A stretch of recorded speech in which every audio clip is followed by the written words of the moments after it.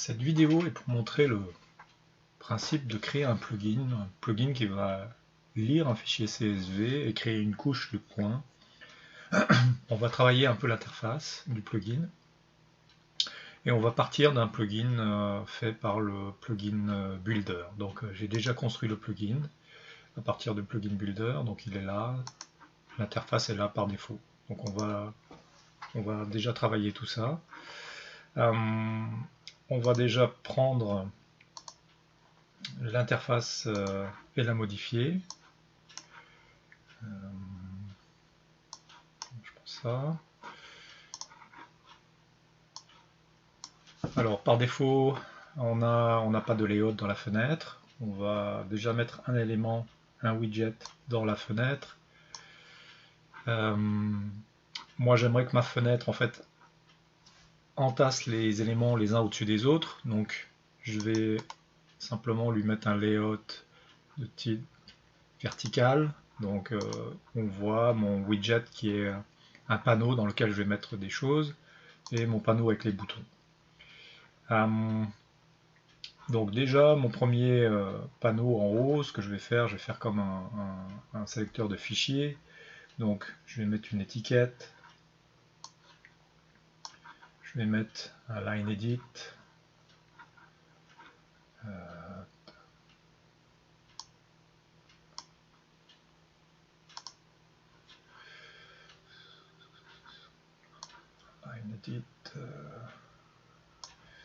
ici, je vais mettre un bouton.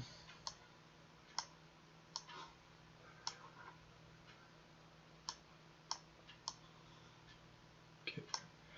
Bon, ces éléments ne sont pas alignés là, dans le widget, donc je vais faire un alignement, donc je vais appliquer un layout. Donc moi je veux un bouton qui est là, je veux l'étiquette, un champ, un bouton. Donc, parfait, ça marche bien. Je vais simplement modifier les éléments. Je ne vais pas changer le nom de l'objet. Je vais simplement changer le texte. Je vais mettre file. Ici le line edit. Donc faire file. Ou si je veux être plus précis, CSV file. Donc ça ce sera le nom de mon champ. Le bouton, on va l'appeler load file. On va lui mettre un texte plus pertinent. On va appeler ça load. Donc ça va me permettre de charger le fichier. Quand le fichier est chargé, d'afficher le texte ici. J'aimerais aussi avoir dans mon plugin comme des retours, donc avoir une sorte de zone de texte dans laquelle je peux écrire. Je vais utiliser, au lieu d'utiliser un widget, je vais utiliser un scroll area. Donc ça va me permettre d'avoir une zone qui peut grandir en fonction du texte que l'on va envoyer. Cette zone de texte, ça va être une plain text edit. Donc je fais la zone de là, je la mets dans la scroll area. Il n'y a pas de layout appliqué. Je vais en appliquer un. N'importe lequel, ça sera correct.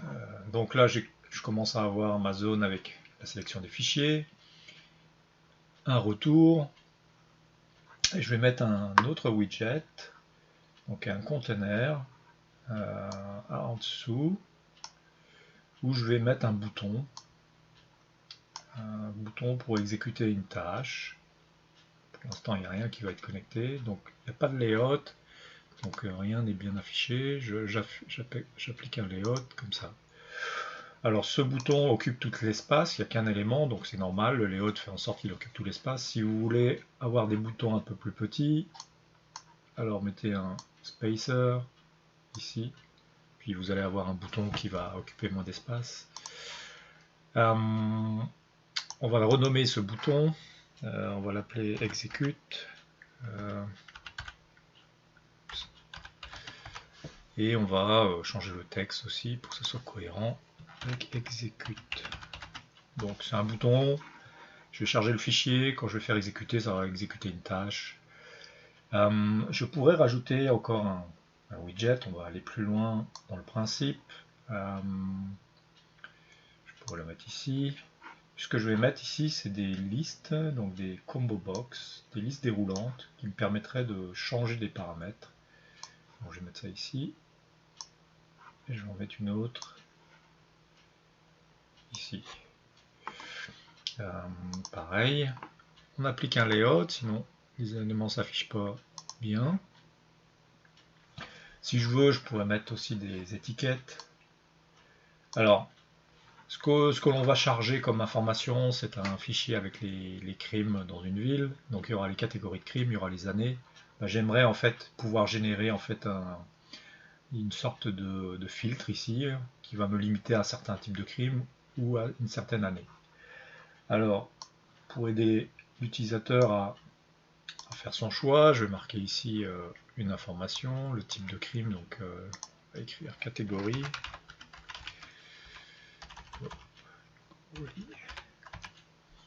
Et en deuxième étiquette, on va mettre année, donc hier.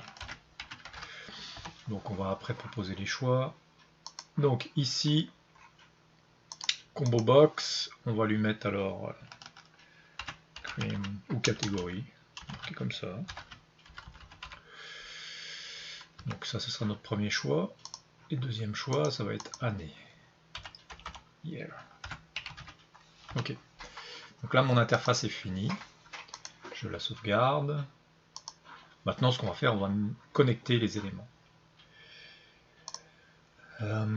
Donc le fichier, voilà celui qu'on va lire avec les types de crimes, l'année, la position. Donc ça, on va essayer de récupérer ça. Le code que Plugin Builder m'a généré est là. Donc essentiellement, quand je clique sur le menu du plugin, c'est Run qui s'exécute. Qu'est-ce qu'on va faire? On va créer deux méthodes ici, qui vont être des traitements particuliers. Déjà, une méthode pour charger le fichier, on va marquer pass, et une méthode pour exécuter une tâche, aussi que j'invente, que je vais construire par la suite. Ce que je veux, moi, c'est que quand je clique sur le bouton Load File, alors le bouton Load File, celui-là, donc je veux qu'il appelle cette méthode. Donc je vais simplement dire, quand le bouton est cliqué, connect, self, load, file. J'enlève les parenthèses. Je récupère ce code parce que je vais faire la même chose pour l'autre bouton. Exécute. Donc, exécute, qui est un deuxième bouton. Il va appeler exécute. D'autres méthodes. Donc ça c'est parfait. Mes deux méthodes vont être appelées à chaque fois que je clique sur les boutons. Moi ce que j'aimerais en fait c'est sortir du code. Ici c'est les codes Python, les fichiers Python générés par Plugin Builder. Moi je vais inventer une classe qui va me faire des analyses ou des traitements. Donc je vais créer un fichier en dehors.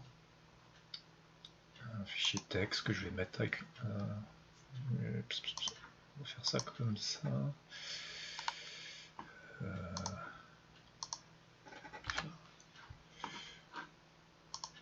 vais faire ici. On va l'appeler Analyzer.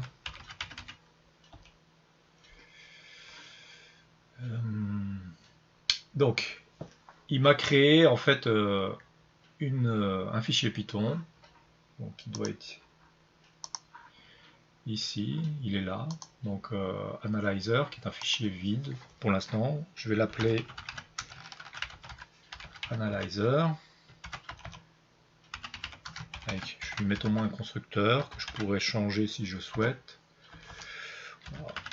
Donc, juste ça. Ça me permet de créer une entité qu'on va modifier par la suite. Et cette classe, ben on va l'initialiser On va initialiser une instance de cette classe ici, là, quand on charge pour la première fois le plugin. Ça suffira. Donc, je vais créer un attribut qui s'appelle Analyzer que je pourrais utiliser partout dans mon code. Et on va instancier pour l'instant une classe qui ne fait rien. On va instancier un objet de cette classe. Alors, comme j'utilise cette classe, il faut que je l'importe. Alors, from.analyzer import analyzer. Donc j'importe cette classe. Donc cette classe ne fait pas grand chose pour l'instant. Je vais l'appeler à différentes instances, à différents moments du traitement. Donc analyzer, qu'est-ce que ça fait? Ça va être là où je vais faire mes traitements, où je vais lire mon fichier CSV, où je vais peut-être créer mes couches, filtrer mes données. Puis ces opérations dans Analyzer vont être appelées ici. Donc, je vais inventer ici une méthode load file dans lequel je vais envoyer un fichier. Je vais faire ça. Et donc c'est ça. Donc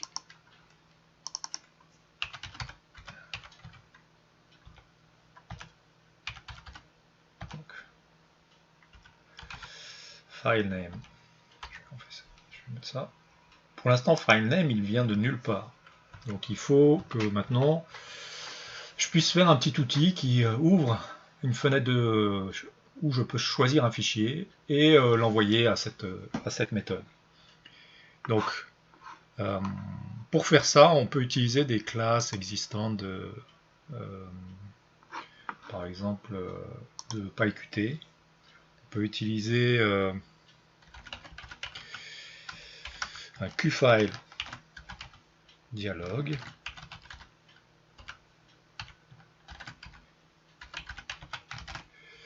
Donc ça va me permettre d'ouvrir une fenêtre où je vais choisir un fichier. Je vais demander à utiliser le principe ne pas utiliser ce qui est proposé par défaut.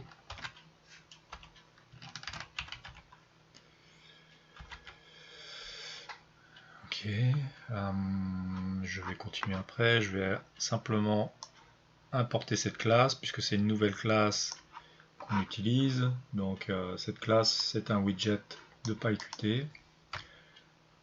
Alors, je vais l'importer au même endroit où j'ai importé. Donc,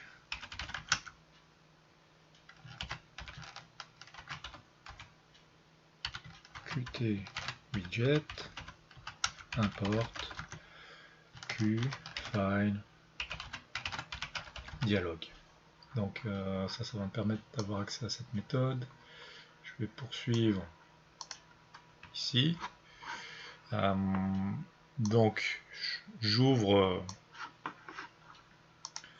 mon sélecteur qui va me retourner le fichier.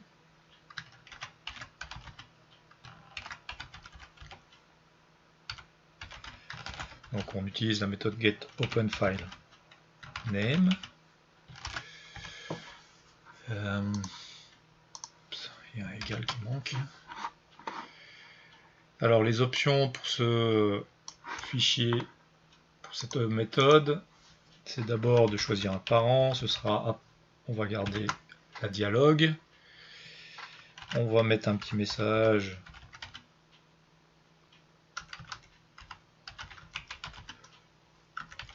Pour dire qu'est-ce qu'il faut faire. Si on laisse ça, on va mettre des extensions. Donc des filtres permettant de filtrer les fichiers qui nous intéressent. Généralement on met tous les fichiers, on met aussi CSV file, si on s'attend à avoir ce type de fichier, avec l'extension, comme ça, le filtre qui permet de filtrer les fichiers, c'est .csv. Et on va bien sûr envoyer les options qui sont spécifiées ici. Alors ici, j'ai défini une ouverture de fichier. On va détecter si le fichier a été sélectionné. Si oui, alors on pourra l'envoyer. Qu'est-ce qu'il y a d'autre à faire? Et on pourrait en même temps ici envoyer le nom du fichier ici dans le line edit. Donc ça nous permettra d'avoir un retour self.dlg.lineEdit set text le fichier. Donc ça peut marcher. Alors, il faudra faire juste un petit test. Ce qu'on pourrait faire ici, c'est faire un print, voir si on reçoit bien le fichier. Alors, je vais afficher la console, je fais un print, donc j'affiche la console. Je recharge, je vais recharger mon fichier, donc le reader, en vérifiant que tout va bien. Donc on reload.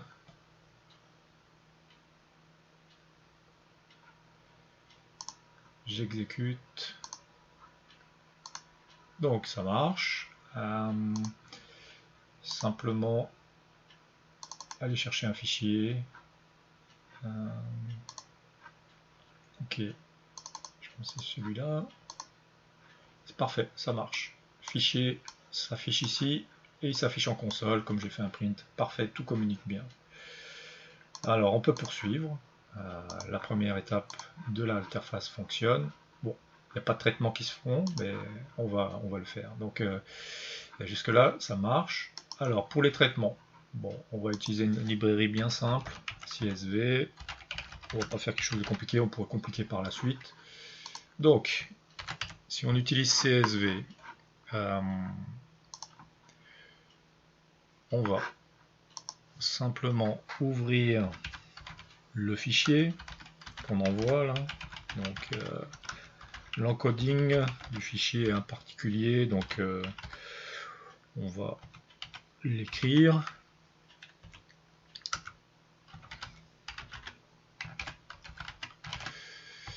Donc CSV Reader, on va faire ça. C'est du code qu'on peut trouver facilement sur internet pour lire un fichier CSV, donc rien de mystérieux. Délimiteurs. Donc c'est la virgule. Et cote char. On va prendre ça. Ok, ça devrait marcher.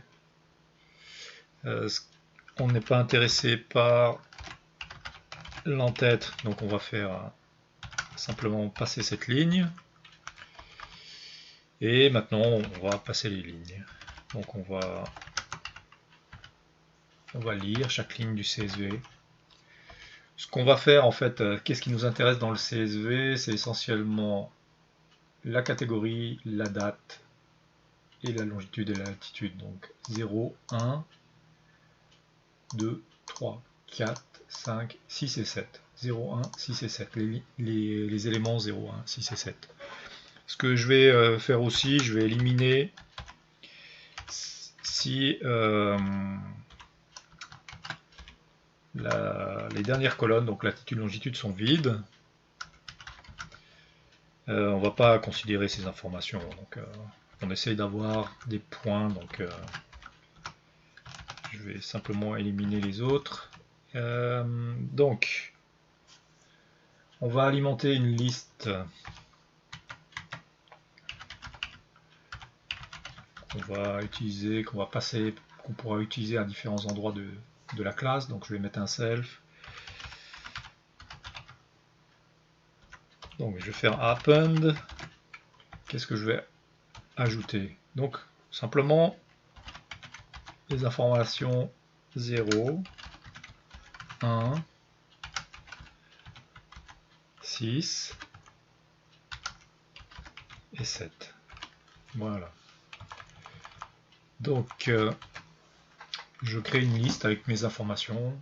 Donc ça va me permettre d'alimenter ma liste que je pourrais utiliser par la suite.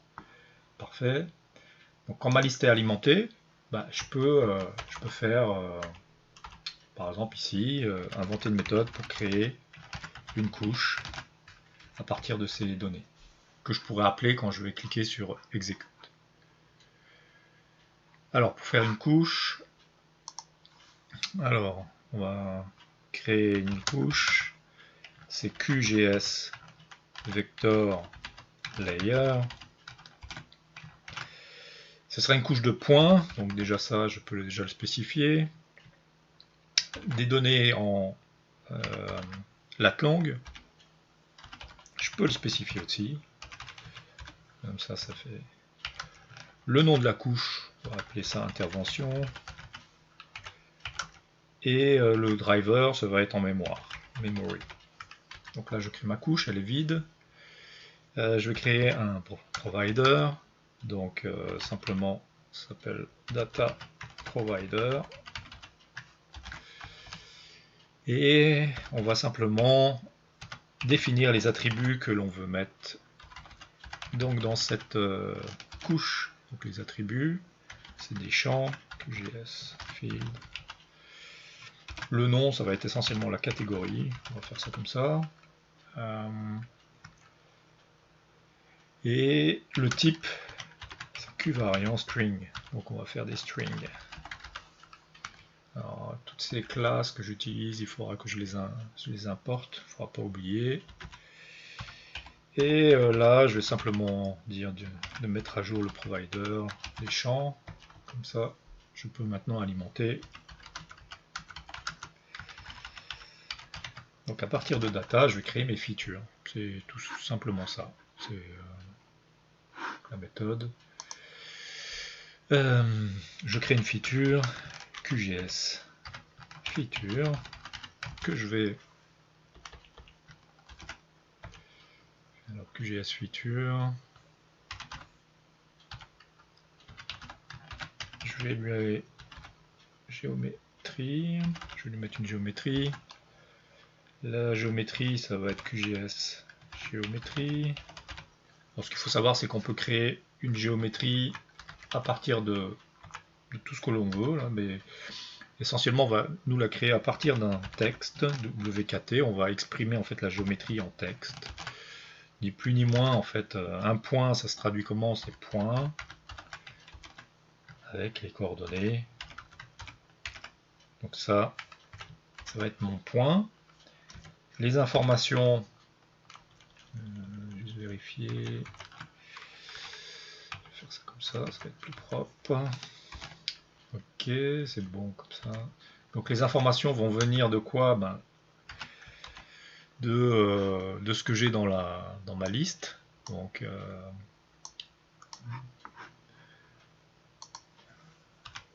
dans cet ordre, je vais faire ça comme ça. D3 et D2. Donc ça, c'est les informations telles qu'elles ont été conservées. Je vais juste vérifier. 1, 2, 3. Donc il manque une parenthèse. Et donc là, je crée ma géométrie. Maintenant, ce que je vais faire, je vais mettre les informations des attributs. Essentiellement, c'est ce qui vient de la première information, la catégorie. Donc ça, c'est bon. Une fois que j'ai alimenté ça, je peux alors ajouter ma feature à ma couche. Et essentiellement, c'est presque fini. Je vais mettre à jour ma couche, puisque... oups, j'ai pas vu. C'est l'extend plutôt. Puisque j'ai ajouté des géométries, je vais mettre à jour les informations, QGS, et je vais ajouter ma couche. au projet, donc à QGIS, parce que initialement, jusque là, la couche existe en mémoire, mais elle n'est pas visible. Là, je vais la rendre visible.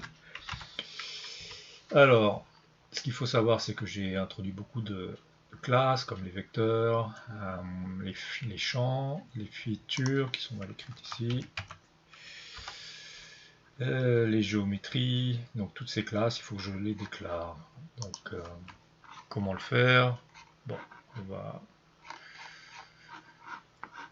faire ça comme ça. From QGIS.core, donc ça vient du core.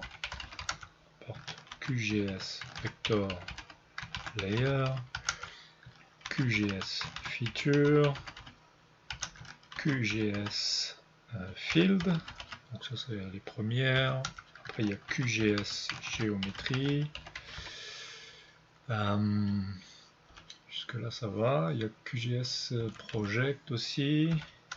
QGS project. Après il y a le, je dois amener QGIS.pyqt. Qt core. Je dois importer qvariant, donc une classe qui est de Qt. C'est possible qu'il y ait des erreurs jusque là, mais normalement jusque là ça devrait fonctionner. Ok, on va faire un test, on n'y risque rien. Ce que je vais rajouter ici alors c'est la création de la couche. Si j'exécute, exécute, create layer. Alors je vais recharger mon plugin.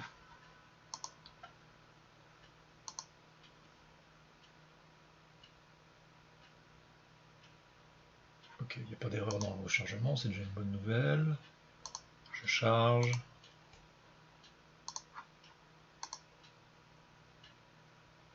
Okay, le fichier se charge. Et ok, donc on va juste vérifier l'erreur. Ah oui, effectivement. Quand je lis un CSV, c'est sûr que tout ça c'est des textes. Donc, soit je fais simplement ici, je passe ça en texte. Donc, ça ne posera pas de problème. Ou alors, bah, je convertis ici les lattes et les longues, ça dépend de ce que je veux faire. Donc, on peut laisser comme ça.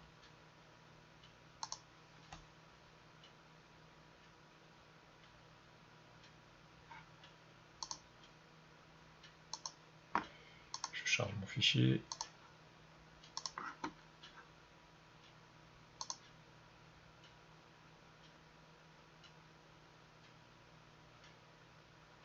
Donc la couche s'est créée, donc excellent, pas trop de fautes. Les données sont là. Il y a des points à 0, 0, donc il faudrait les éliminer. Je ne sais même pas si c'est ceux-là. Ok. Ok.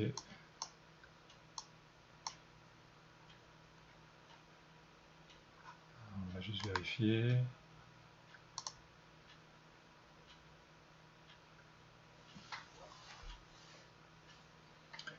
« 178 504, bon, c'est parfait, il y a pas mal de points.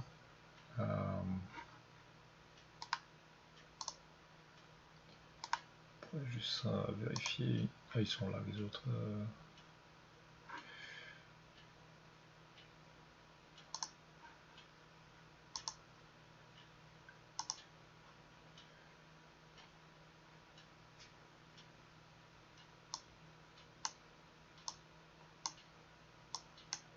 Ok, donc on voit les données, elles sont là, parfait.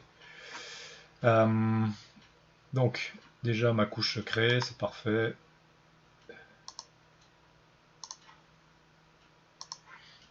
Il y a peut-être une inversion dans les lattes longues. Je vais vérifier.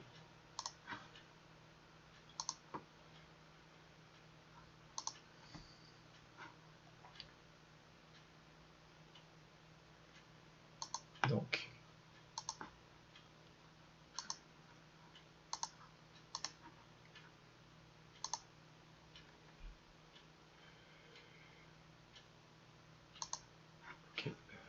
comme ça, il y avait une inversion dans les lat long, là on voit mieux, les données sont plutôt dans le bon sens. Donc j'ai mes données, parfait, la couche se crée, je l'enlève.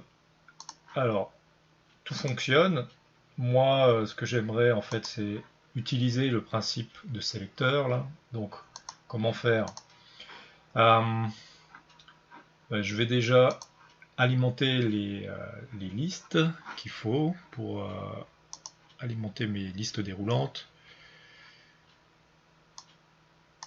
Par exemple, quand je crée ma fenêtre ici, je vais lui dire d'aller, par exemple, prendre déjà la liste déroulante des années.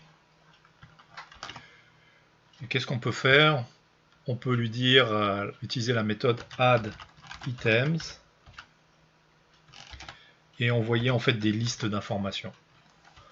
Pour envoyer la première vide, c'est-à-dire je ne fais pas de sélection, on pourrait dire par exemple 2018, ça pourrait être automatisé là, mais on va juste simplement illustrer comment faire. 2000, c'est des textes, 2020, voilà, donc ça c'est ma liste des années.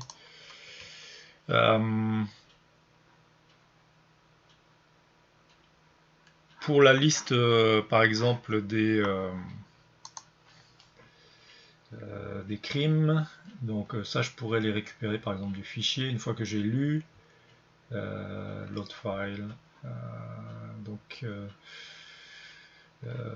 ça peut se faire uniquement ici quand j'ai lu mon fichier. Alors je pourrais dire une fois que j'ai lu mon fichier,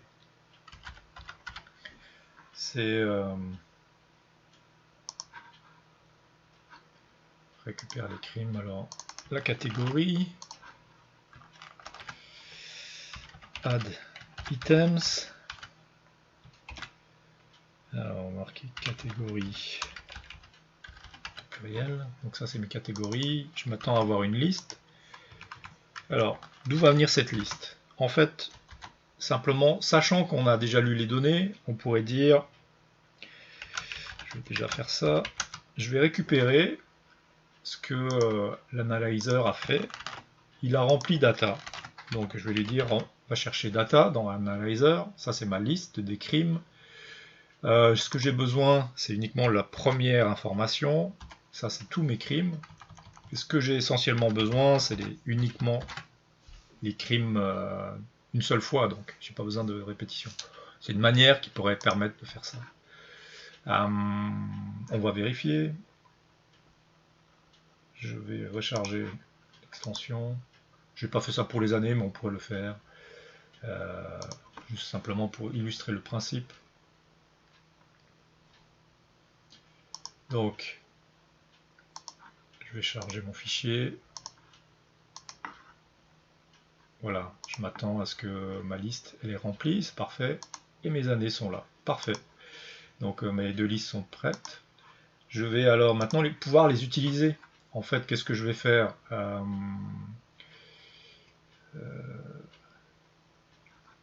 Bon, en fait, je pourrais, dans Analyzer, je pourrais inventer une méthode qui est sendParam, qui enverra essentiellement catégorie et année. Donc ça pourrait être deux informations qui viennent donc de l'interface. Donc je fais ça comme ça. Je vais passer ça en attribut. Year. Donc ça va être l'année d'analyse. Pourquoi je fais ça? Parce que cette méthode, je pourrais l'appeler quand je veux. Je vais lire une fois le fichier. Je vais appeler la méthode quand je veux. Ça pourrait être même déclenché par une sélection dans la liste déroulante. Puis ça va changer mes paramètres. Et avec ces paramètres, qu'est-ce que je vais faire? Je vais les utiliser ici pour filtrer mes entités. Je vais lire tout data, mais je vais simplement conserver quand des zéros, donc le crime, on le voit ici, quand des zéros égale la catégorie recherchée, donc ça c'est bon, et que pourquoi pas. On va faire ça comme ça. L'année. L'année est ok. Donc l'année. Donc D0. Donc l'année, on avait dit que c'était la deuxième. Donc D1. Voilà. On va faire ça comme ça pour l'instant.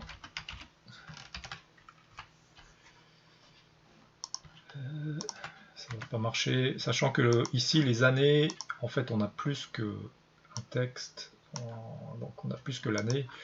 Alors on va dire que l'année qu'on a sélectionnée doit se retrouver dans le texte.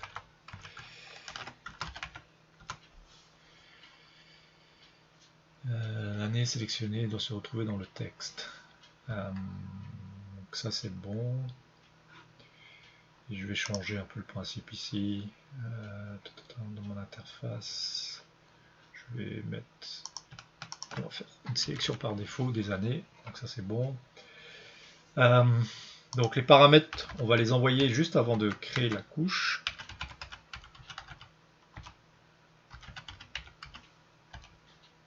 Alors, les informations qu'on va envoyer, c'est quoi? Alors, si on se souvient bien, c'est catégorie et année, l'information de catégorie et année. Catégorie, c'est ça. Et donc, ce que nous on veut, c'est envoyer ce qui est sélectionné pour l'instant et l'année. Alors l'année, on les a fait en haut, les années, c'est ça. Ok, donc c'est ça.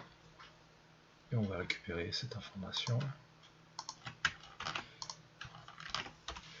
Donc on va faire un test.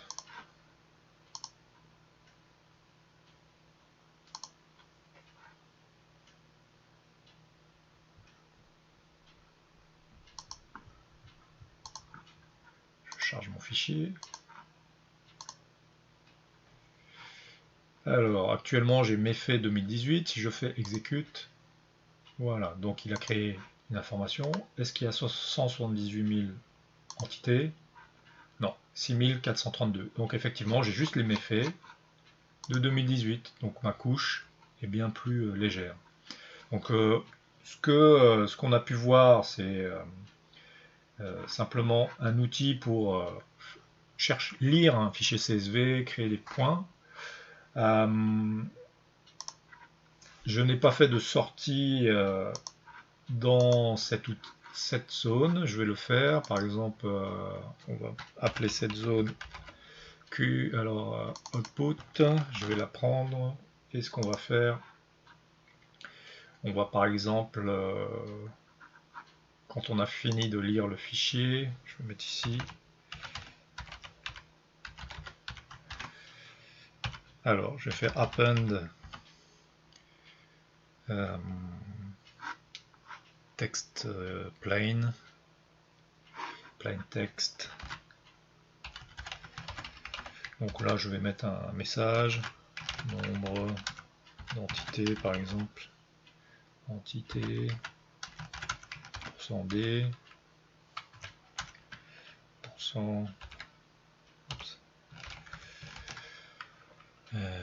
donc la longueur, self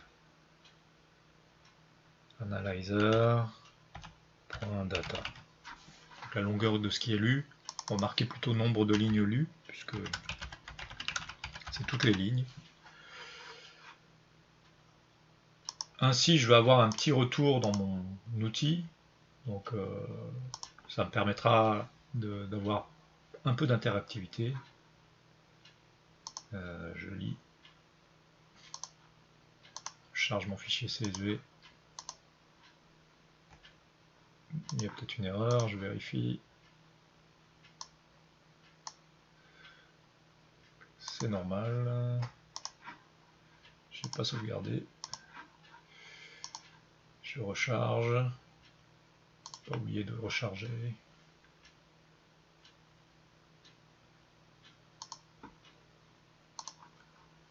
charge mon fichier. Ok, j'ai ma sortie, parfait. J'ai mon filtre qui peut fonctionner et mon bouton. Ça me génère vraiment ma couche. Donc voilà ce qu'il faut comprendre avec un début de plugin qu'on peut faire évoluer comme on souhaite. Merci.